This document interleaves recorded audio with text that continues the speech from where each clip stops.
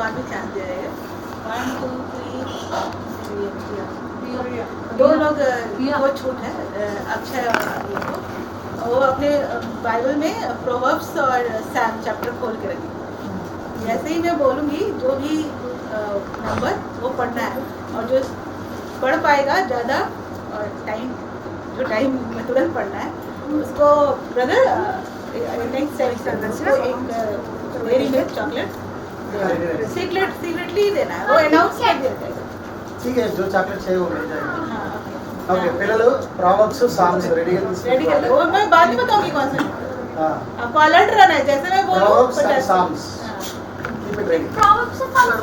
రెండు अगल बगल ప్రావర్బ్స్ అండ్ సామ్స్ మీకు తెలియదు దేనా Then Psalms. రియా proverbs and psalms no and proverbs मैं कभी प्रोवर्ब्स भी बोल सकती हूँ सैम भी बोल सकती हूँ। మధ్యలో ఎప్పుడైనా ప్రావర్బ్స్ అయినా లేదా సామ్స్ అయినా రిఫరెన్స్ చెప్తారా అంటే అది తీయాలి తీస్తే మీకు जो लोग చాక్లెట్ अपनी मम्मी के बगल में बैठे हैं पापा के बगल में बैठे हैं आगे आगे वही लोग बच्चे जीतेंगे।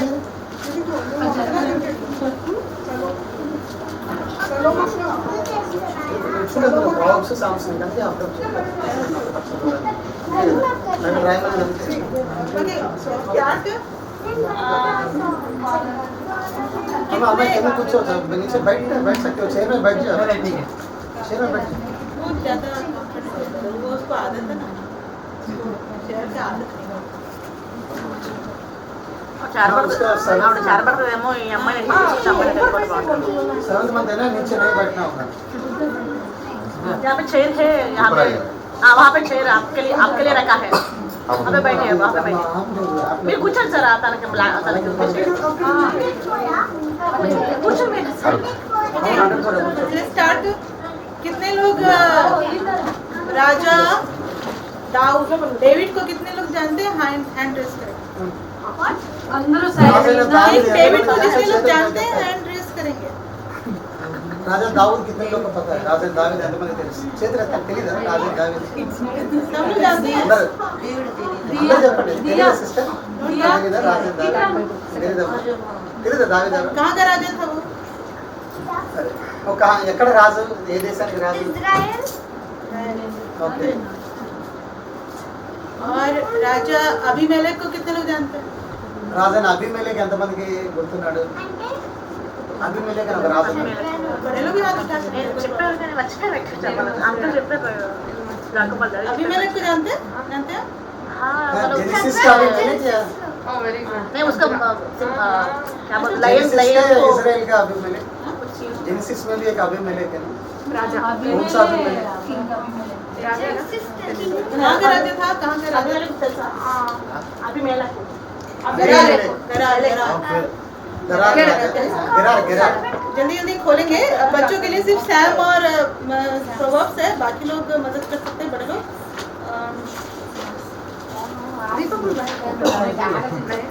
चैप्टर जेनेसिस 25:6 जल्दी से कोई पढ़ ले ఆది కాండము 26వ అధ్యాయం 6వ వచనం 20 जेनेसिस 25 5-6 వచనాలు ఆది కాండం 20 అధ్యాయం 5-6 వచనాలు नहीं बच्चों को सिर्फ प्रोवर्ब्स पढ़ना है आप लोग पढ़ो చదవండి తెలుగు में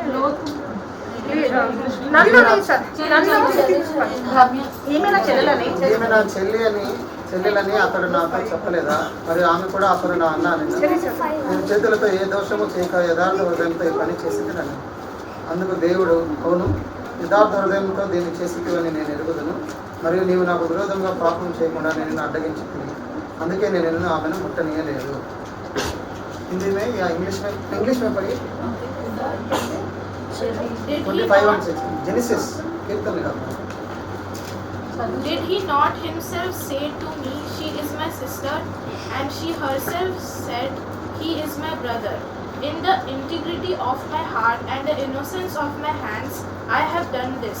Then God said to him in the dream, yes, I know that you have done this in the integrity of your heart, and it was I who kept you from sinning against me. Therefore I did not let you touch her. तो story मैं short में बता दूंगी, बड़ों को तो पता है, बच्चों को। కథ अब्राहम जो నేను थे, చాలా సింపుల్గా చెప్పేస్తాను, మీకు అందరికీ తెలిసే ఉంటుంది.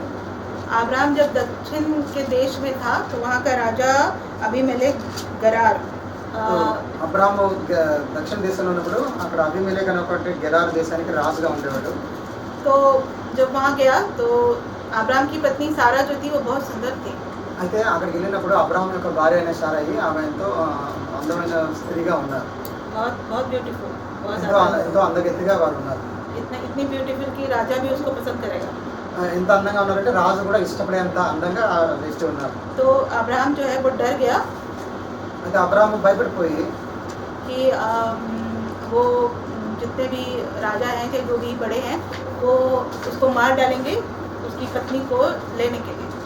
అయితే ఏమైనా భయపడ్డాడంటే ఒకవేళ తన భార్యను మరి వాళ్ళు తీసుకెళ్ళిపోతారేమో తను చంపేసి అని చెప్పి తను భయపడి ఏం చేస్తాడంటే इसलिए उसने बोल दिया कि ये मेरी बहन है।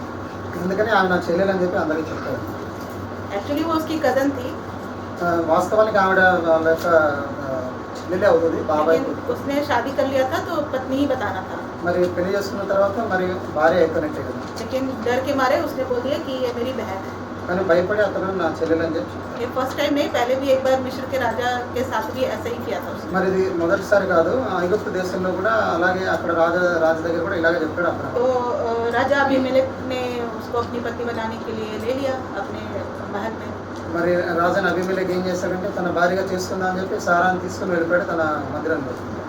लेकिन राजा अबीमेलेक के पास जैसा कि अभी हमने पढ़ा था, परमेश्वर ने उसको सपन में आकर के बोला कि तुमने गलत काम किया है। మరి అలా అయితే ఇప్పుడే మనం చదివిన లేఖ భాగం నుంచి దేవుడు మరి స్వప్నంలో అతనికి రాజైన అబీమెలెకు ప్రత్యక్షమై నువ్వు చేసిన పని ఏంటి, ఇది తప్పు పని అని చెప్పి దేవుడు అతనికి హెచ్చరిస్తాడు. तो राजा अबीमेलेक ने परमेश्वर से बोला कि क्या उसने खुद नहीं बोला था कि वो मेरी बहन है, इसीलिए तो मैं उसको अपने महल में अपनी पत्नी बनाने के लिए लेकर आया हूँ। అయితే అతడు రాజైన అబీమెలెకు దేవునితో ఏం చెప్పాడంటే అతను అబ్రహామే చెప్పాడు ఆమె అతని చెల్లెలని. మరి ఎప్పుడైతే అలా చెప్పాడో దాన్ని బట్టి అతని చెల్లెలు కదా అని చెప్పి నేను అందుకని రాజమహల్లో తీసుకుని వచ్చాను, తన భార్యగా చేసుకున్నాం అన్నట్టుగా అబీమెలెకు మహారాజు దేవునితో చెప్పాడు. तो परमेश्वर ने उसको बोला, हाँ मैंने यह काम किया है और मैंने तुझे रोक भी रखा है तू मेरे विरुद्ध पाप ना करे। మరి నేనే దీన్ని అనుమతించాను, నేనే దీన్ని జరిగించాను, ఎందుకంటే మరి నువ్వు వాళ్ళు ముట్టనివ్వకుండా కూడా నువ్వు వేరే పాపము తను ముట్టకుండా ఉండాలని చెప్పి నేను ఈ పని చేశాను అని చెప్పి చెప్తాను. तो राजा जो था वो एक जो नियम के अनुसार, जैसे यहूदियों लोग इसराइलियों के समय में था कि पत्नी लड़की को अपने घर पे ला के रखना और एक टाइम पीरियड के बाद उससे शादी करना, उसके अकॉर्डिंगली उसने सारा को अपने महल में बुलाया था। అయితే ఆ రోజుల్లో ఉన్నటువంటి పద్ధతులను బట్టి మరి పెళ్లి చేసుకోవాలనుకుంటున్న రాజులు పెళ్లి చేసుకున్న వ్యక్తిని ఒకవేళ తీసుకొని వచ్చినట్లయితే వాళ్ళ దగ్గర ఉంటారు, వాళ్ళు వివాహం అయిన తర్వాతే వాళ్ళతో పాటు కలిసి జీవిస్తారు. इसीलिए पर उसके पहले कि राजा उसको टच भी करे एज अ वाइफ, परमेश्वर ने उसको रोक लिया।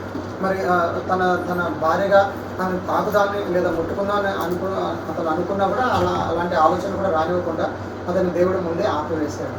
तो परमेश्वर ने उसको बोला कि अपने मन की खराई से तूने यह काम किया है, क्योंकि तुम सच्चे हो, तुमने ये गलती अनजाने में किया है और इसीलिए मैंने तुमको रोक दिया। అయితే నువ్వు యథార్థంగానే ఉన్నావు, అయితే నువ్వు తెలియకుండానే ఈ తప్పు చేసావు కాబట్టి నేను దాన్ని కేవలం ఆపేశాను మాత్రమే. तो खराई पे चलना का क्या मतलब है?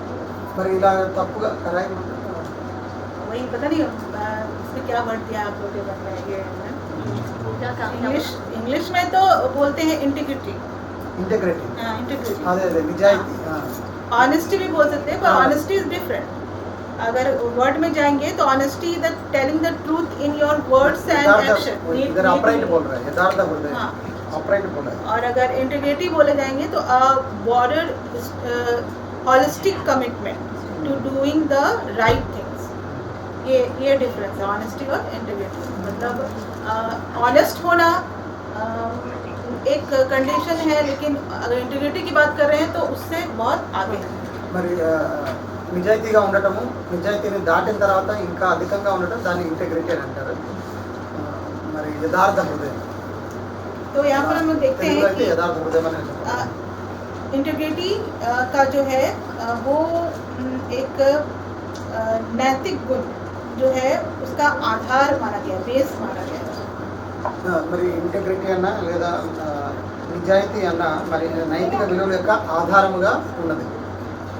तो ईश्वर की दृष्टि में भी ईमानदार होना या सत्यनिष्ठ होना एक विशेष महत्व रखता है. మరి దేవుని ఎదుట మరి మనం మరి మనకు కలిగినటువంటి ఈ యొక్క విలువలను బట్టి, ఈ నిజాయితీని బట్టి, ఈ గుణాలను బట్టి దేవుడు మనల్ని అంగీకరిస్తాడు.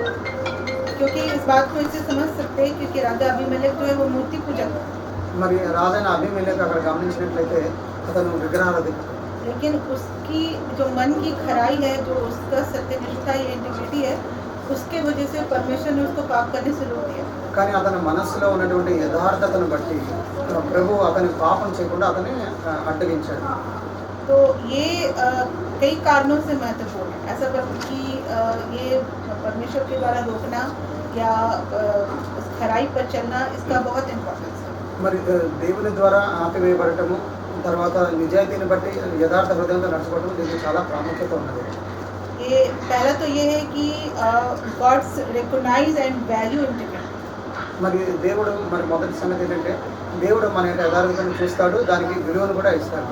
केवल उन लोगों के लिए नहीं जो कि विश्वासी या परमेश्वर द्वारा चुने हुए हैं, बल्कि उन लोगों के लिए भी जो कि परमेश्वर को नहीं जानते. మరి ఇది కేవలం విశ్వాసులకు మాత్రమే వర్తిస్తుంది అంటే కాదు, విశ్వాసుల యొక్క నీతి యథార్థతను మాత్రమే కాదు, కానీ ఎవరైతే అన్య విశ్వాసంలో ఉంటారో లేదా దేవుని ఎరగని అన్య ప్రజలకు కూడా దేవుడు చూసేటటువంటి కొలత ఏంటంటే వాళ్ళ యొక్క నిజాయితీ, యథార్థత. ईश्वर व्यक्तियों के जो बाहरी कार्य हैं, अगर विश्वासी होने के नाते अगर हम लोग समझते हैं, जो बाहरी कार्य हैं उसके बजाय वो हृदय और इरादों को देख करके उसका न्याय करता है. మరి ఎవరైతే విశ్వాసంలో అన్యులు ఉంటారో వాళ్ళకి వాళ్ళ యొక్క హృదయ స్థితిని, వాళ్ళ యొక్క యథార్థతను చూసి దాన్ని బట్టి దేవుడు వాళ్ళకు సహాయం చేస్తాడు, వాళ్ళకి చూపిస్తాడు. और जो ईश्वर का जो नैतिक मापदंड या मॉरल स्टैंडर्ड है वो यूनिवर्सल है. మరి ప్రభువుకు ఉన్నటువంటి నైతిక విలువ ఏంటంటే అందరికి, మనుషులందరికి కూడా ఒకటే విలువ దేవుడు ఉంచాడు అన్నమాట, విశ్వాసులైనా అవిశ్వాసులైనా. इंटीग्रिटी, ऑनेस्टी और क्लियर कॉन्सियंस, मतलब निर्मल अंतरात्मा, ये ऐसे गुण हैं जो धार्मिक सीमाओं से भी आगे है. మరి ఏదైతే యథార్థత, దాని తర్వాత నిజాయితీ, మరి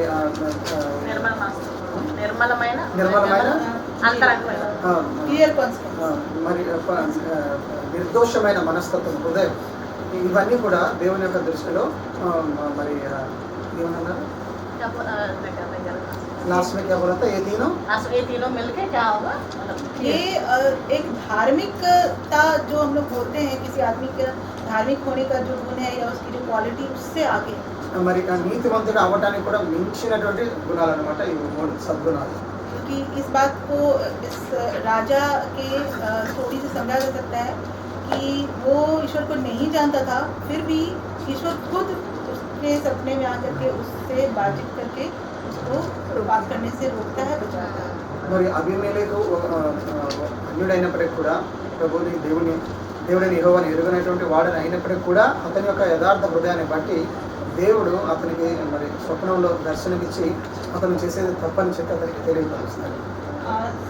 जो इंटीग्रिटी है वो अपने जो हमारे काम है उसको निर्मल अंतरात्मा या क्लियर कॉन्शियस और सही तरीके से उसको करने की इच्छा ही इंटीग्रिटी.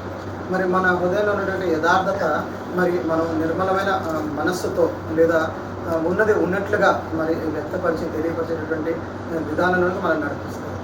तो अगर एक विश्वासी की भी बात करें तो इंटीग्रिटी जो है बाइबल के अनुसार जो परमेश्वर की दृष्टिकोण से या गॉड्स आई के तरफ से देखें तो वो डिफरेंट है.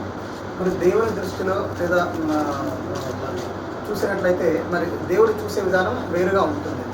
इसलिए ये इस बात को एक मतलब बहुत इम्पोर्टेंस देना मतलब बाइबल के अनुसार ही बहुत ज़रूरी है. మరి అందుకనే ఈ యొక్క మాటలకు మనము ప్రాధాన్యత ఇవ్వడం వాక్యానుసారంగా కూడా చాలా అవసరం.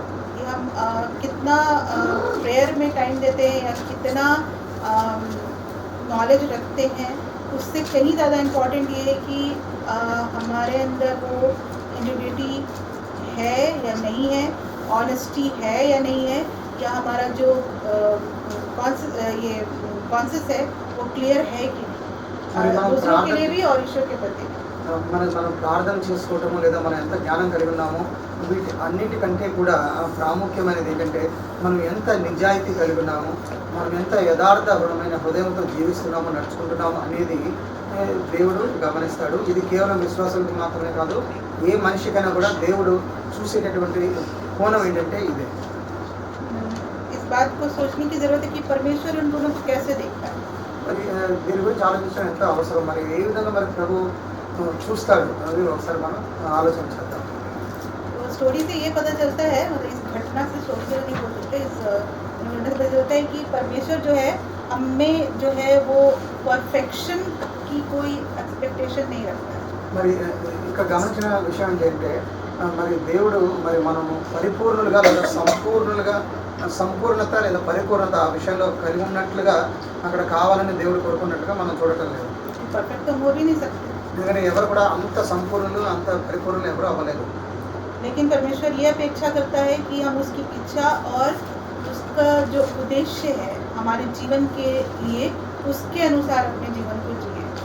కానీ దేవుడు ఆశిస్తారు ఏంటంటే ఆయన యొక్క ఉద్దేశాలు అనుసరించి ఆ విధంగా మనం నడుచుకుంటున్నామా లేదా, ప్రయత్నిస్తున్నామా లేదా అనేది దేవుడు గమనిస్తాడు. इंग्लिश में बहुत अच्छा से सेंटेंस है, but God is not seeking perfection from his followers but rather a heart that is aligned with his will and purpose. మరి దేవుడు సంపూర్ణులు పరిపూర్ణ కోసం ఆయన వెతకటం లేదు, కానీ ఆయన యొక్క చిత్తానికి ఆయన యొక్క ఉద్దేశాలకు అనుసారంగా వాళ్ళు ఎవరి మనస్సులైతే హృదయం ఆ మార్గంలో ఉన్నాయో వాళ్ళ కోసం దేవుడు చూస్తూ ఉంటాడు. तो integrity in the eyes of God क्या है? మరి దేవుని దృష్టిలో యథార్థత ఏంటి? तो हम लोग खोलेंगे जल्दी से प्रोवर्ब्स 10:19. సామెతలు 10:19 మనం చూద్దాము పిల్లలు. Proverbs 10:19 Sin is not ended by multiplying words, but the prudent holds their tongues.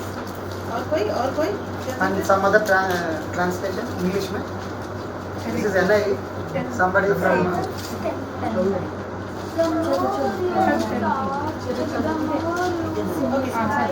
Proverbs 10:9. कोई बड़े पढ़ देंगे. अंजुरा ने ले लिया, अंजुरा ने चांस ले लिया, कोई बड़े पढ़ देंगे जल्दी से. 10:9. हाँ, Whoever walks in integrity. 19. 1:9. When words are many, transgression is not lacking. But whoever restrains his lips is prudent. जो सत्य निष्ठा से चलता है वह सुरक्षित रहता है, परंतु जो कुटिल मार्ग अपनाता है वह पकड़ा जाएगा. है ना? No, that is 9. Whoever walks in integrity walks securely, but who makes his way crooked will be found. 10:9. 10:9. हाँ.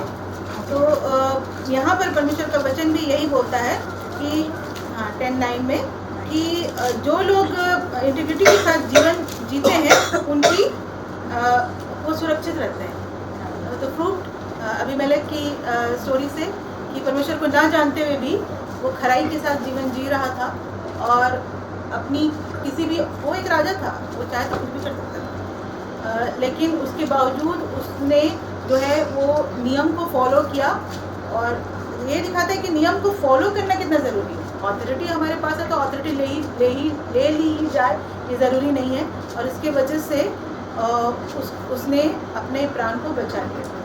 మరి యథార్థ హృదయంతో ప్రవర్తించేవాడు ఇప్పుడు కూడా సురక్షితంగా ఉంటాడు. ఎందుకంటే వాడు అన్యుడైనా లేదా విశ్వాసి అయినా యథార్థ హృదయంతో నడుచుకుంటే వాడు సురక్షితంగా ఉంటాడు. కానీ ఎవడైతే కుటిల ప్రవర్తన కలిగి ఉంటాడో వాడు ఎవడో బయటపడతాడు, వాడు తెలియపరచబడతాడు వాడి ప్రవర్తన. नेक्स्ट बोल सकते हैं कि जो इंटीग्रिटी है केवल बाहरी कार्यों से नहीं बल्कि ईश्वर के साथ हमारे हृदय का मेल है. Integrity is not just about internal actions but about the internal about external integrity is not just about external actions but about the internal alignment of one's heart with God's truth. మరి మన హృదయం దేవుని యొక్క సత్యానుసారంగా ఉండటము కూడా యథార్థత, దేవుడు ఉద్దేశించినటువంటి సత్యానుసారంగా ఉండేటటువంటి యథార్థ హృదయం. परमेश्वर की जो सच्चाई है, परमेश्वर सच्चा है, परमेश्वर की जो सच्चाई है దేవుని वो యొక్క నీతి, उसके साथ हमारा जो एक्शन है वो मिलना चाहिए, यानी कि इंटरनल एक्शन. దేవుని యొక్క నీతికి అనుసారంగా మన యొక్క వ్యక్తిగత ప్రవర్తన ఉండాలి. तो ईश्वर का जो न्याय हमेशा हृदय की स्थिति पर आधारित है. మరి దేవుని యొక్క న్యాయం ఎప్పుడు కూడా మన యొక్క హృదయ స్థితిని మీద ఆధారపడి ఉంటుంది. మన హృదయ స్థితిని బట్టి దేవుడు న్యాయం చేస్తాడు. तो इसको बोल सकते हैं कि जो ये एक रिफ्लेक्शन ऑफ हार्ट है, हमारा जो इंटीग्रिटी. మన యొక్క యథార్థత మన యొక్క హృదయం యొక్క ప్రతిస్పందనగా ఉంటుంది. जो ईश्वर के सत्य और धार्मिकता के जो स्टैंडर्ड है वो उसके अनुरूप चलने का प्रयास करता है. जो लोग इंटीग्रिटी के साथ जीवन जीते हैं वो धार्मिकता का जो स्टैंडर्ड है उसके उसके ईश्वर के अनुसार उसके अकॉर्डिंगली चलने के लिए कोशिश करते हैं. మరి దేవుని యొక్క నీతిని అనుసరించి మరి యథార్థమైన హృదయం కలిగిన వాళ్ళు దేవుని యొక్క నీతి యొక్క మరి కొలత ఎంత పరిమాణం ఎంత ఉంటుందో దాని ప్రకారంగా వాళ్ళు నడుచుకుంటూ ఉంటారు.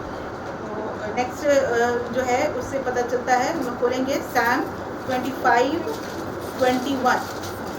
కీర్తనలు 25:21 25:21 ఆరామ్సే పడే. May integrity and uprightness protect me जोर से because my hope, Lord, is in you. तो खराई और सिधाई मुझे सुरक्षित रखे क्योंकि मुझे तेरी ही आशा है. दाऊद भी बोलता है कि खराई और सिधाई जो है वो मुझे सुरक्षित रख सकती है. నీ కొరకు నేను కనిపెట్టుకుని ఉన్నాను, యథార్థతయు నిర్దోషత్వమును నన్ను సంరక్షించును. और इसके लिए राजा जो है वो प्रेयर कर रहा है, मतलब कि प्रत्येक इंटीग्रिटी जो है उसका संबंध जो है ईश्वर के प्रति जो उनकी निष्ठा या आज्ञा पालन से. మరి మనం దేవుని యొక్క ఆజ్ఞని ఎంతవరకు అనుసరిస్తామో దాన్ని బట్టి మనం మన యొక్క నీతి ఏంటో మన యొక్క యథార్థత ఏంటో అక్కడ తెలిసిపోతుంది. तो इस एग्जाम्पल से हम लोग समझ सकते हैं कि इंटीग्रिटी जो है एक प्रोटेक्टिव शील्ड की तरह है. మరి మరి ఉదాహరణ కూడా మనం చూడొచ్చు. ఈ యథార్థత అనేది మనల్ని కాపాడేటటువంటి ఒక రక్షణ కవచం లాంటిది. और ये प्रूफ करता है कि ये एक केवल मॉरल क्वालिटीज़ नहीं है बल्कि अकॉर्डिंग टू बाइबल भी ये एक स्पिरिचुअल वर्च्यूज़ या क्वालिटीज़ है. ఇది కేవలం మరి నైతిక విలువలకు సంబంధించిందే కాదు కానీ ఆత్మీయతకు సంబంధించిన కూడా ఒక గుణముగా మనము దేవుని యొక్క వాక్యం చెప్తుంది. अभी हम लोग आते हैं राजा डेविड के पास. ఇప్పుడు రాజైన దావీదు దగ్గరికి వద్దాము. दूसरे सैमुएल जो है 2 सैमुएल 11 में 2 సమూయేలు 11వ అధ్యాయంలో बोल सकते हैं 1-2 पढ़ सकते हैं. మొదటి 2 వచనాలు చదువుకుందాం. और सैमुएल 2 సమూయేలు 11వ అధ్యాయం. 2 సమూయేలు हाँ 2 सैमुएल 11 11 మొదటి 2 వచనాలు. వసంత కాలమున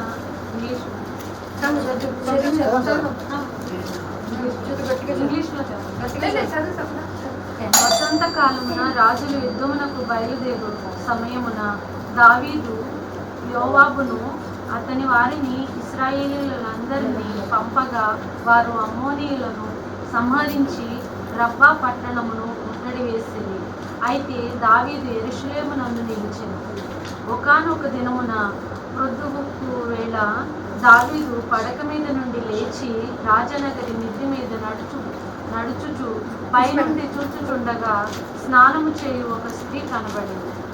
ఆమె 2 వచ్చేసరికి 11 क्या पढ़ा 11 11 स्टार्टिंग से 11 पढ़ा 21 सॉरी 11 चैप्टर स्टार्टिंग पढ़ा. 1 and 2 వర్సెస్ तो स्टोरी कुछ ऐसा है कि राजा दाऊद जो है वो एक दिन अपने छत पर टहल रहा था. आपको पता है, बच्चों को पता है? మరి కథంతా తెలుసు కదా. రాజైన దావీదు గురించి ఎలాగా अपने महल में దేవుని ఎదుట పాపం చేశాడు. And ran before him, and He made him drunk, and at evening he went out to lie on bed with the servants of his Lord, but he did not go down to his house. तो शाम के समय में वो जो है छत पर अपने घूमने के लिए गया, टहलने के लिए गया, और एक बहुत ही सुंदर स्त्री को नहाते हुए देखा. మరి రాజైన దావీదు మరి యుద్ధం జరుగుతున్న సమయాన యుద్ధంకి వెళ్లకుండా ఒక సాయంత్రం సమయంలో మిద్దె మీద తిరుగుతూ మరి స్నానం చేస్తున్నటువంటి ఒక స్త్రీని చూస్తాడు. वो उसके ही एक सैनिक थी, उरिया की पत्नी थी. మరి ఆమె ఎంతో సౌందర్యవతిగా ఉండి ఇంకా ఆవిడ ఒక తన యొక్క ఒక సైనికుడు హిత్తీయ అనేటటువంటి అతని భార్యగా ఆవిడ ఉండటం జరుగుతుంది. और उसका नाम बेतशेबा. ఆమె పేరు ఏంటంటే బత్షెబా. तो राजा दाऊद ने भी, राजा था, तो अपने पास उसको पत्नी बनाने के लिए बुलाने के लिए. మరి అతను మరి తను ఆ విధంగా చూసి మరి అతను మరి ఆమె ఇష్టపడి ఆమెను పిలిపించి ఆమెతో పాపం చేయడానికి ప్రయత్నిస్తాడు రాజైన और దావీదు. उसको अपनी पत्नी बना दिया. మరి తర్వాత తన భార్యగా కూడా చేసుకుంటాడు. तो परमेश्वर जो है इससे नाराज हो गया.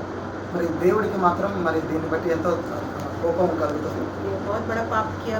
మరి ఎంతో భయంకరమైన పాపం చేసినట్టుగా దేవుడు భావించి, लेकिन पर हम लोग जानते हैं कि दाऊद को ईश्वर के सम्मुख एक बहुत ही प्रियतम हृदय वाला व्यक्ति बताया गया. మరి దేవుడు మరి రాజైన దావీదుకి ఒక మంచి పేరు ఇచ్చాడు. ఏంటంటే తన హృదయానుసారుడు, నా హృదయానుసారుడైన దావీదును దేవుడు పిలుస్తుంటాడు. इतने गंभीर व्यभिचार वाले पाप के व्यक्ति कैसे परमेश्वर कितना प्रिय हो सकता है. మరి ఇంత భయంకరమైనటువంటి వ్యభిచార పాపం చేసిన వ్యక్తి దేవునికి తన హృదయానుసారంగా ఎలా మారిపోగలడు, ఎలా దేవుడు అతను పిలవగలడు?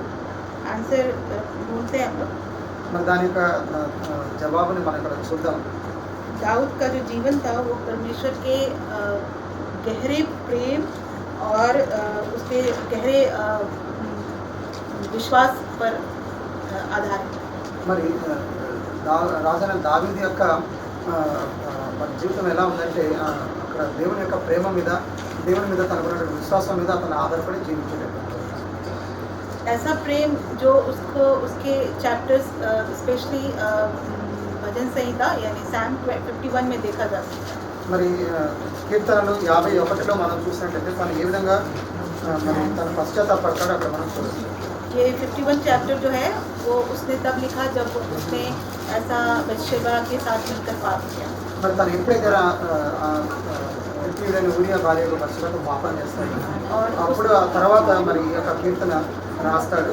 51వ కీర్తన चैप्टर 51 1-2 पढ़ सकते हैं. మొదటి Have రెండు వచనాలు. mercy, have mercy on me, O God, according to your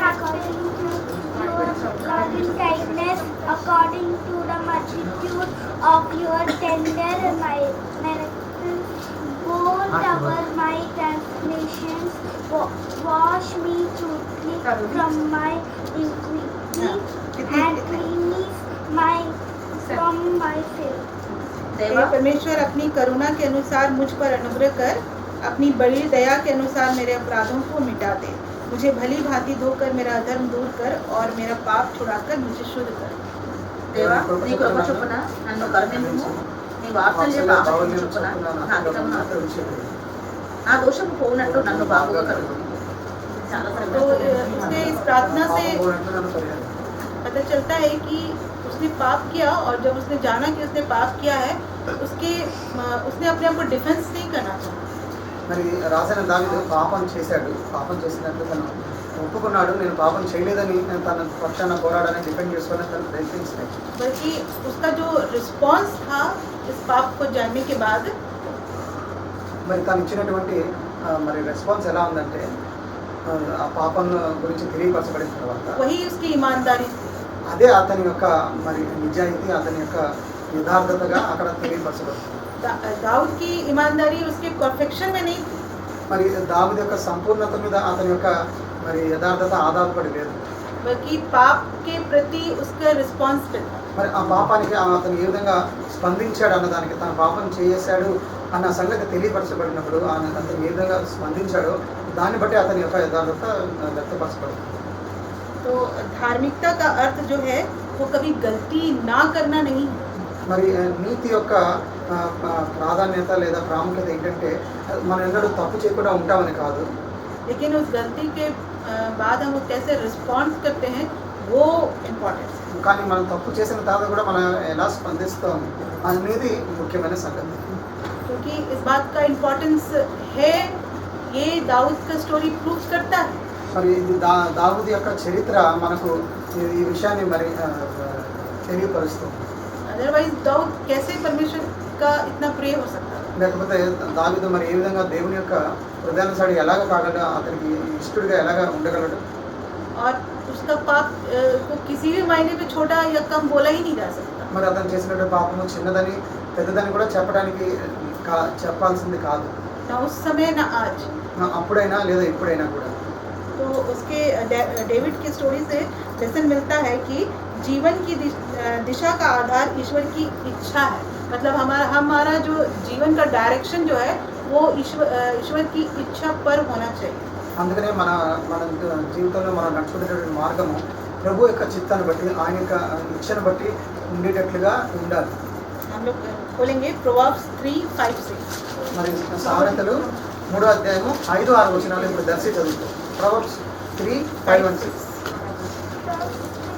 ఎవరు తీసినా చదవదు, let Darshi read. Trust in the Lord with all your heart, and never lean on that you think you know.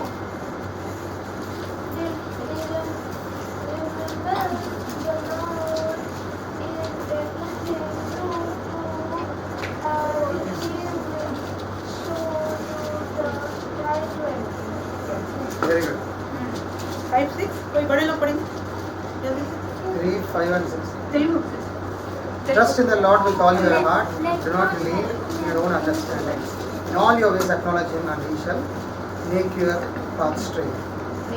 నీ సబుద్ధిని ఆధారం చేసుకొనక నీ పూర్ణ హృదయంతో యెహోవాయందు నమ్మకం ఉంచుము. నీ ప్రవర్తన అంతటి ముందు ఆయన అధికారమునకు ఒప్పుకొనుము. అప్పుడు ఆయన నీ త్రోవలను సరళం చేయును. ये वाला बाय हार्ट कर लेंगे बच्चे लोग। नेक्स्ट वीक मैं पूछूंगी। तो अपनी समझ का सहारा ना लेना, वरन संपूर्ण मन से यहोवा पर भरोसा रखना, उसी को स्मरण करके सब काम करना, तब वह तेरे लिए सीधा मार्ग निकालेगा। तो ये वचन जो है ये भी बताता है कि परमेश्वर का इच्छा जो है इसी बात पर है कि हम उसकी इच्छा के अनुसार जीवन जिए। మరి ఈ యొక్క మాట మనం చదువుకున్నటువంటి మాట మనకు స్పష్టంగా తెలియపరుస్తుంది. దేవుని యొక్క చిత్తానుసారంగా మనము నడుచుకోవాలని, నడుచుకున్నప్పుడు అప్పుడు మన త్రోవలన్నీ కూడా ఆయన సరళం చేస్తాడు. Psalm 143:10 पढ़ेंगे। మరి కీర్తనలు 141 10వ వచనం చదువుదాం. 141:10. Why am I so sad? 143:10 అంట.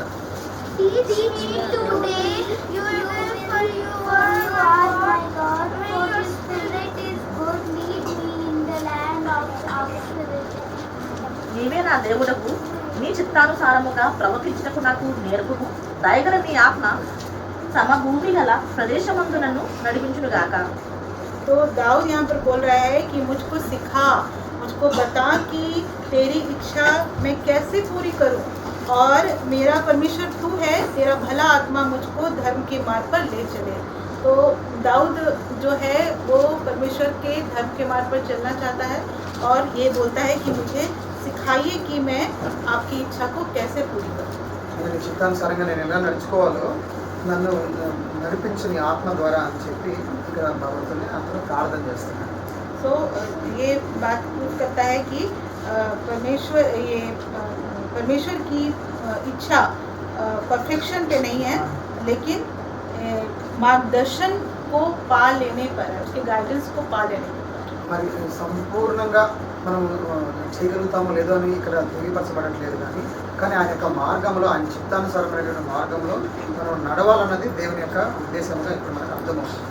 क्योंकि परमेश्वर की इच्छा को पूरी करने का मतलब है कि उसका कृपा को, उसके ग्रेस को पा लेना और उसकी दया को या मर्सी को पा लेना। మరి దేవుని యొక్క చిత్తాన్ని అనుసరించడం అంటే ఇక్కడ మరి దేవుని యొక్క కృపను, ఆయన యొక్క దయను వెతకటమేనని మనం గ్రహించాలి. जैसे डेविड ने पा लिया, మరి లేదా దాన్ని పొందుకోవాలి, ఎలాగైతే రాజైన దావీదు పొందుకున్నట్టుగా. ये हमको पाप करने के लिए ऐसे मतलब मोटिवेट करने के लिए नहीं है, అలా అని చెప్పి ఈ విషయాన్ని బట్టి మనం పాపం చేయడానికి మనకి ఎటువంటి ఆటంకం లేదని అనుకోవద్దు. बट ये इस बात को बोलता है कि परफेक्शन इस बात पे ही है हमारी धार्मिकता का कि हम परमेश्वर के मार्गदर्शन पर, उसके गाइडेंस पर चलें. మరి దేవుని యొక్క మార్గం, దేవుడు మనకు పెట్టినటువంటి మార్గాన్ని బట్టి, ఆయన ఇచ్చేటటువంటి ఉపదేశాన్ని బట్టి నడుచుకోవటమే మరి మనం అదే మనకు పర్ఫెక్షన్. मैथ्यू में यीशु मसीह ने भी यही बात बोला था, इसको बाई हैंड तो बता देंगे. మరి మత్తయిలో కూడా ఈ ప్రభువైన యేసుక్రీస్తు వారు మత్తయి సువార్తలో ఇదే మాట చెప్పారు. 5:3 మత్తయి మాథ్యూ 5:3లో, मैथ्यू మత్తయి 5:3 5:3 हाँ, धन्य वे जो मन के दीन है, क्योंकि स्वर्ग का राज्य उन्हीं का है. मन से दीन होना, पश्चाताप करना, है ना, वो इम्पोर्टेंट है. ये यीशु मसीह ने ही बताया. మన మనస్సులో దీనులై ఉండటము, చేసిన పాపాన్ని బట్టి పశ్చాత్తాపపడటము, దాని యొక్క ప్రాముఖ్యతల గురించి కూడా ఇక్కడ ప్రభువైన యేసుక్రీస్తు వారు చెప్తూ వాళ్ళ ధన్యులైన పరలోక రాజ్యం వాళ్ళ గురించి తెలియపరుస్తున్నారు. क्योंकि perfection is an impossible standard for fallen humanity. ఎందుకంటే సంపూర్ణత అనేది, పరిపూర్ణత అనేది పడిపోయిన వ్యక్తులకి అది అసాధ్యం. పాపంలో పడిపోయిన మన లాంటి మనుషులకి అది ఎన్నటికి కూడా అసాధ్యం.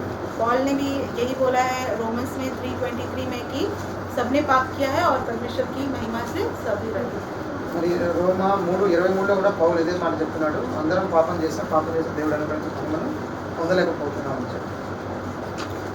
This universal truth underscored the reality that no one can achieve perfection.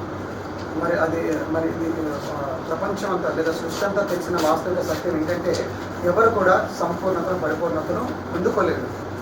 परमेश्वर तो पूर्णता అనే की ప్రయత్నం ద్వారా. परमेश्वर तो परफेक्शन की खोज कर ही नहीं रहा. ఎందుకంటే ప్రభు సంపూర్ణత కొరకు, పరిపూర్ణత కోసం ఇక్కడ వెతకటం లేదు మనలో. लेकिन परमेश्वर जो है वो हमारे से पवित्रता का एक्सपेक्टेशन जरूर रखता है. కానీ ప్రభు మన నుంచి పవిత్రత లేదా పరిశుద్ధత మన నుంచి ఖచ్చితంగా ఆశిస్తున్నాడు, పరిశుద్ధమైన జీవితాన్ని ఆశిస్తున్నాడు. इसलिए 1 पीटर మొదటి పేతురు 1:15-16 ఒకటో అధ్యాయం 15-16 వచనాలు.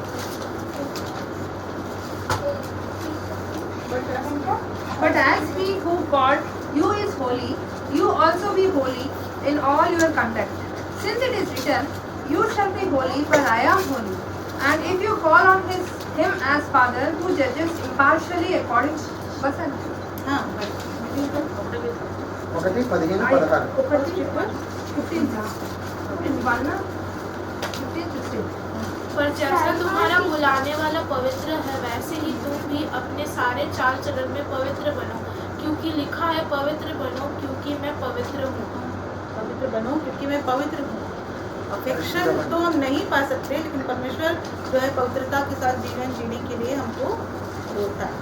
కాబట్టి మనం పరిపూర్ణత అనేది మనం పొందలేమేమో, కానీ పరిశుద్ధమైన జీవితం అయితే జీవించాలని ప్రభు మన నుంచి కోరుకుంటున్నారు. तो अभिमेलेक का जो स्टोरी है या जेनेसिस में जो लिखा गया अभिमेलेक के बारे में, वो ये बताता है कि परमेश्वर जो है हृदय को देखता है.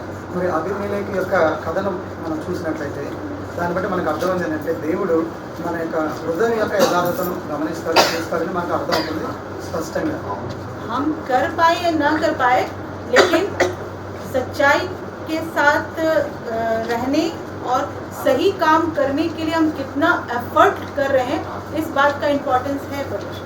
కాబట్టి మనము సత్యం కోసం లేదా యథార్థంగా ఉండడానికి ఎంత ప్రయత్నిస్తున్నాము, అలాగే యథార్థంగా ఎలాగ జీవిస్తున్నాము, అది దేవుని దృష్టిలో ప్రాముఖ్యమైనది మన ఎడల. और परमेश्वर हमारे मन के इस सच्चाई या सही कार्य करने की इच्छा को रिकॉग्नाइज भी करता है. మరి మనకు మరి యథార్థంగా జీవించడానికి, యథార్థంగా జీవించాలన్న కోరిక కలిగి ఉంటే మరి దేవుడు దాన్ని గుర్తిస్తాడు. तो विश्वासियों के लिए बात बहुत इम्पोर्टेंट है. ఇది విశ్వాసులకు ఎంతో ప్రాముఖ్యమైనటువంటి మాట.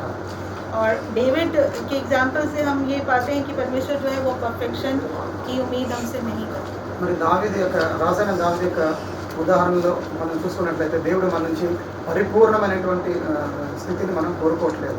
लेकिन ये उम्मीद करता है कि हम उसकी इच्छा के अनुसार चले। కానీ దేవుడు ఆశిస్తుంది ఏంటంటే ఆయన చిత్తానుసారంగా మనము జీవించడానికి ప్రయత్నిస్తున్నామా లేదా, ముందుకు వెళ్తున్నామా లేదా అది చూస్తాం.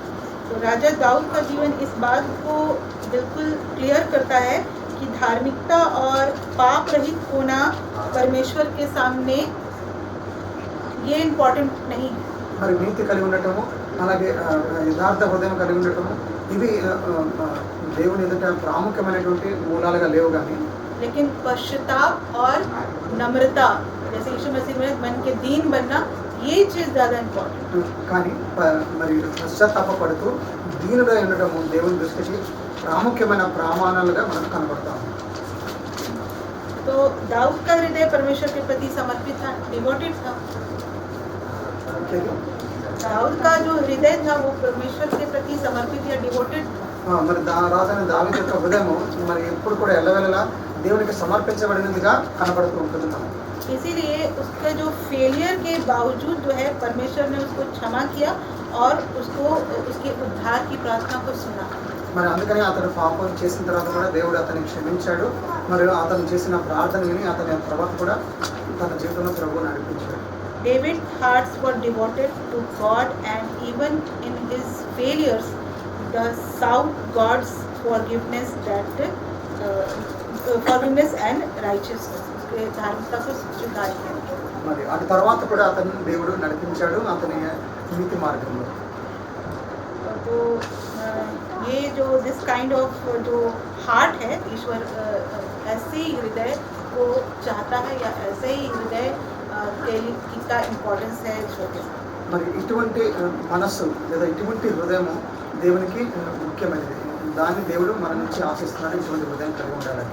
परमेश्वर की इच्छा और के अनुसार जो है अगर हम चलते हैं तो हम अपनी जो इनपरफेक्शन जो लाइफ है हमारा उसको हम दूर भी कर सकते हैं। మరి దేవుని యొక్క చిత్తానుసారంగా మనం నడుచుకున్నట్లయితే ఏదైతే సంపూర్ణత మన జీవితంలో లేదో అసంపూర్ణతను అంతా కూడా సంపూర్ణతలోనే మనం నడిపించుకోవచ్చు. और हम परमेश्वर इतना कैपेबल है, उसका ग्रेस, उसकी मर्सी इतना कैपेबल है बिकॉज ऑफ जीसस क्राइस्ट कि हम वो इनपरफेक्शन से परफेक्शन की तरफ जा सकते हैं। మరి దేవుని యొక్క కృప ఎంత అధికంగా ఉన్నదంటే మనం అసంపూర్ణత నుండి సంపూర్ణతలోనికి పరిపూర్ణతలోనికి నడిపించబడగలము.